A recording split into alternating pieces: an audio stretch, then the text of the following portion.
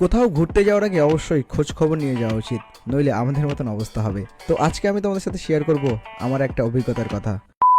তো আজকে সানডে আর আমরা বেরিয়ে পড়েছি স্পেশাল রাইডে। দিকে সব আমাদের রাইডাররা রয়েছে, 4টা বাইকে আমরা যাচ্ছি 7 জন। তো দেখা যাক কোথায় যাওয়া যায়। তো হ্যালো বন্ধুরা, কেমন আছো সবাই? আশা করি সকলেই ভালো আছো। আজকে আমি তোমাদের সাথে শেয়ার করব আমার জীবনের একটি অসাধারণ অভিজ্ঞতার কথা। গতকাল রবিবার আমরা 4টা বাইকে 7 জন বন্ধু মিলে মালদার উদ্দেশ্যে রওনা হয়েছিলাম। আমাদের গন্তব্য ছিল মালদার ভাটরা বিল। ভাটরা বিলের কথা তো তোমরা শুনেছো নিশ্চয়ই।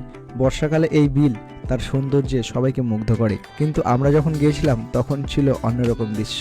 আমরা যখন ভাটরা বিলে পৌঁছালাম তখন দেখলাম বিলটা প্রায় শুকনো, চারিদিকে শুধু ধান ক্ষেত। বর্ষার জল না থাকায় বিলের আসল সৌন্দর্যটা আমরা দেখতে পাইনি। তবে ভাটরা বিলের শুকনো রূপটাও কিন্তু বেশ অন্যরকম ছিল।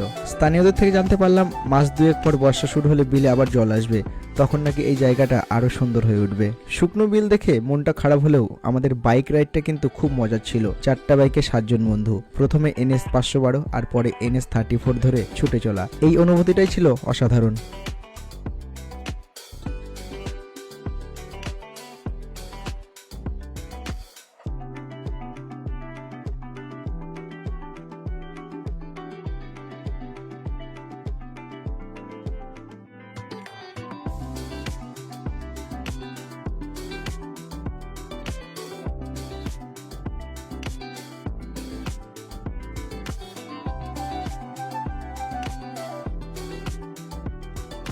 ফেরার পথে আমরা গাজলের বনফুল রেস্টুরেন্টে থেমেছিলাম। এখানকার বিরিয়ানি আর বাটার পনির মশলা ছিল একদম বাজে। ভাতটা মোটামুটি ভালো ছিল, তবে আমাদের যাওয়ার কথা ছিল পারদেশি ধাবাতে। এখন আমরা রয়েছি গাজলের যে বনফুল রেস্টুরেন্ট রয়েছে সেখানে। তো সারাদিন রাইড করে সব ক্লান্ত, খাওয়া দাওয়া হচ্ছে আর কি। আমি অর্ডার করেছি তন্দুরি রুটি ছিল, আর এদিকে বিরিয়ানি আছে, এদিকে ভাত চিকেন রয়েছে, আর এদিকে সব আমাদের ভাই লোক। ঠিক আছে দাদা, খাওয়া ঠিক আছে। আর এই হলো বিরিয়ানির অবস্থা। খাওয়া যাচ্ছে বিরিয়ানি? হ্যাঁ, ফালতু খাবার নাম। তো রিভিউটা কেমন হয়ে গেল না ব্যাপারটা। আর যাই হোক, বাপের জন্মে এই ধরনের বাটার দেখছি আর কি, আমি জীবনে দেখিনি আর কি। আমাদের ওখানেও খেয়েছি অনেকবার, কিন্তু এরকম না আর কি। যাই হোক,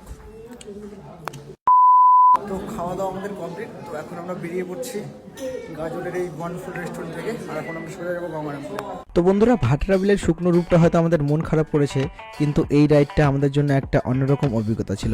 আমরা খুব তাড়াতাড়ি আবার ভাটরা বিলে যাব, যখন ভাটরা বিল জলে ভরে উঠবে। তোমরা যারা বাইক রাইড ভালোবাসো তারা একবার ভাটরা বিল ঘুরে আসতে